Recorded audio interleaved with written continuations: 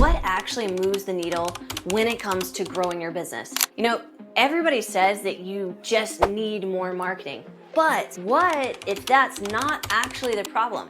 In this video, I'm gonna show you what I wish I had known when I was stuck and I was spinning my wheels and just hoping that we would get new customers, new students, and that they would show up. If you serve families, if you're trying to bring local people into your martial arts, dance, tutoring, family entertainment centers, this is going to hit home. Watch this before you try any more random stuff. Hey, if you're new here to this channel, my name is Jennifer Waters. I'm one of the founders of Figure Dojo, where we help, just like what I said, martial arts, dance, music, schools, family entertainment centers turn their passion for what they do into a profitable business. And what I want to talk to you about today is how this all got started and what we did in our own business to turn the tide, to finally stop trying to chase people down so they would pay their bills so we could pay the rent and keep the electricity on, and what you could do today in your business to start turning the tide as well. So the first thing that I just want to say is that it's so important to recognize that you have got to make sure that you are pulling 3 different levers in your business. I call these the irrefutable power levers of cash flow. So you got to have these irrefutable levers installed and that you're using them on a regular basis. You see, back when I was 18 years old, my family's business, which happened to be martial arts, that family business was about to shut down forever. And the reason why is because we had been serving 40, 50 students, just enough to pay the rent and the electricity. But at that time, after years of trying to make this business work, it was finally time to head a different direction if we weren't going to go all in.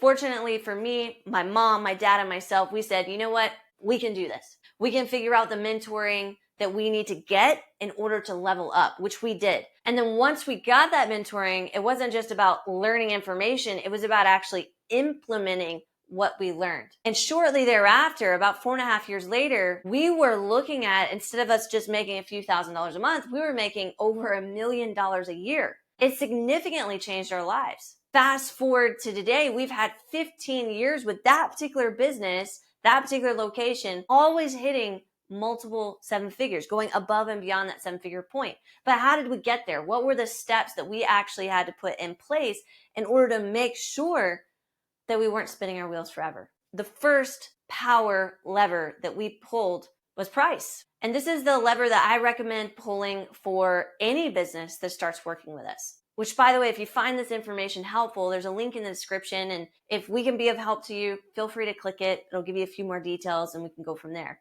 But when it comes to price, what I found that most clients of ours typically do, and what we used to do, is call around, figure out what everybody else is charging, and then try to charge a little bit below that price. The problem with this sort of thinking is that you're always racing to the bottom. And in fact, when you go and you call another business to see what they're charging, you have to realize that probably they didn't watch this video, and so they did that with everybody else. That's why the prices keep dropping lower and lower and lower. Now, likewise, you might be looking around and going, well, I can never charge the price that that premium place charges. And so because you don't have the second lever figured out, which we'll talk about in just a moment, you undercharge what you could be charging, and you're always chasing profit. Because what will happen is your business will fill up with customers because you're the cheapest in town, but you won't be able to service that many people before you have to hire someone else, which means that your business stays in this unprofitable zone. And if you own a business, you put in all this effort, all this work, you took the risk, the blood, the sweat, the tears, the sleepless nights, the money to start this business, you should be rewarded. And that reward is profit. And that's the incredible thing about owning a business. We can get greater returns than the standard 8% that you get in the stock market. You could get 20, 30, 50%, 75% returns on the investment that you made if you structure your business properly. So we've got to do this first with price. Now, how do you figure out the price? One rule of thumb that I've used for myself and for my clients is to look at what the National Bureau of Labor and Statistics says that the average household will spend in your particular niche. So I'm going to talk to those of you who might be watching this that have some sort of extracurricular activity that you were trying to market. This could be martial arts classes. This could be dance classes. This could be music classes. This could fall into the family entertainment center, like maybe you have a mini golf place or you do birthday parties. These are extracurricular things that aren't required for a child or for an individual to thrive. So this isn't food, this isn't shelter, this isn't any of those things. The National Bureau of Labor Statistics basically says that you have about 4% of the average household income that will be spent towards this. So just understand that you can go anywhere between what I normally recommend 2 to 3% safely. If you want to be at that 4%, just realize you are going to be the premium in your area. I think that for someone who's starting off and it's new and you're just going, I really want to systematize my business, I wouldn't start at 4% of your average household income in your area. I would start at 2% to 3% to figure out what you could charge annually for one family. That's going to give you a great starting point. So just take and find whatever the average household income is and multiply that by 2% so that you can understand what the bottom threshold is. And then try 3%. And then you can be anywhere in there very comfortably, and your market in your area could actually afford it. Now, what about tutoring and what about private schools? Well, this is a little bit different because now we're getting into something that is potentially required, but is also an option. Because here in the States, in Canada, there's a public school system. We can send our kids to public school. We do not have to do private school and we don't have to have tutoring. But it's usually viewed at a higher place of value than just an extracurricular activity. Like maybe you have a soccer club. Although learning soccer and being fit is very important, it's not going to be viewed the same way as higher levels of education, such as a private school, or maybe you have a technical college and someone's learning skills to then increase their overall value in the marketplace. These are going to be perceived as higher and of more importance. So you can take the average household income and you can use between a 10% to 20% margin to be able to figure out what your price is for your particular area. I always like to go into the local market where you live. So your price maybe is going to be different if you live in Kansas than if you live in California. It's going to greatly impact it if you're in a huge metropolitan area or you're in a suburb. Those prices are going to be different because the people that live in those areas earn a different wage. And they're only going to be able to pay out of the wage that they earn. So if you set a standardized price that's a national standardized price, just realize that the person who could purchase in one particular area may be greater than in another area.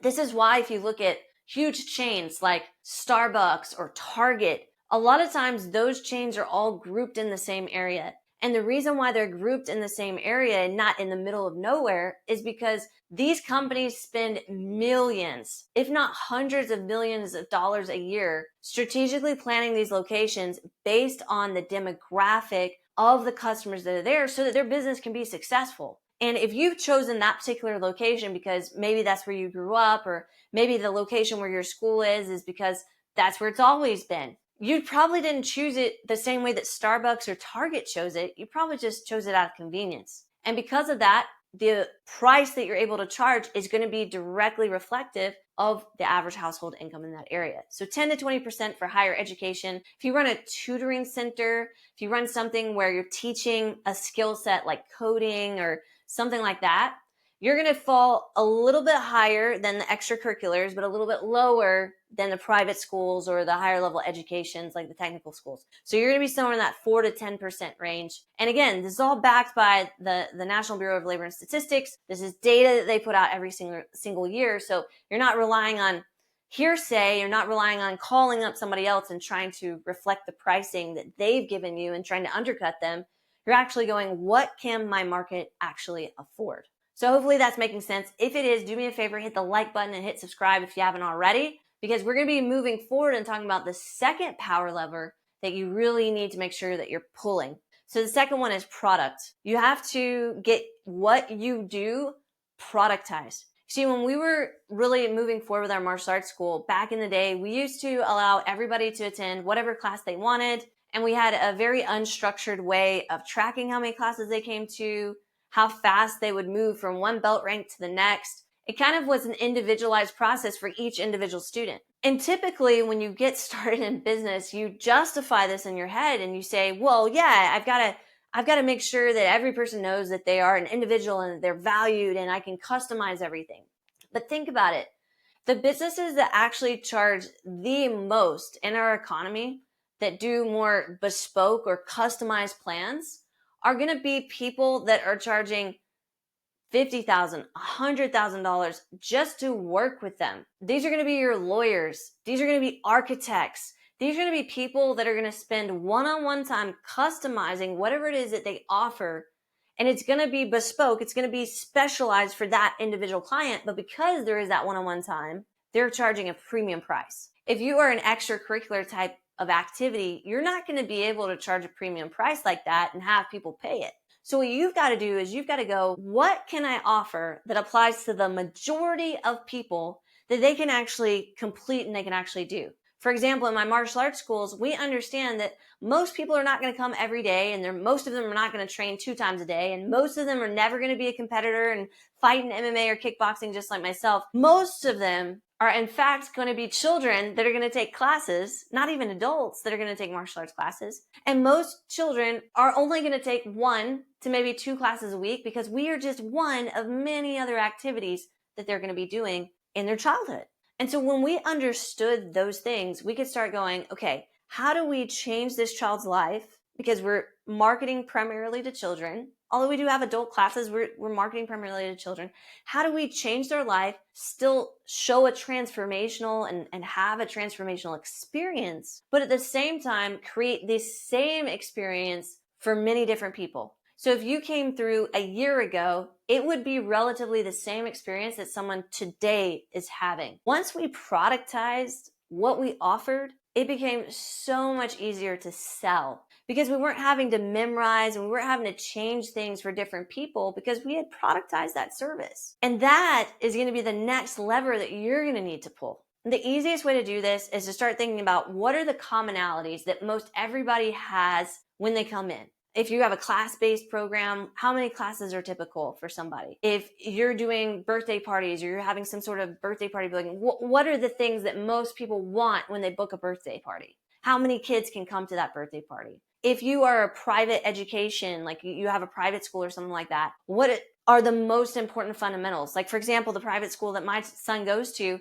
they have 3 core days of curriculum to cover the core essentials, and they have 2 days on the end of each week that you can choose to do with them, or you can choose for them to have at-home learning. And it makes it easy to decide because they productized that service, and you want to be able to do the exact same thing in your business. So find the core group of things that that particular person needs, and that is going to be your offering. That's going to be the basis of your offering. The other things that are all additional that someone can move into, you're going to want to put that into your pathway, which is the third lever. The pathway is what happens after the person experiences that initial product that you have.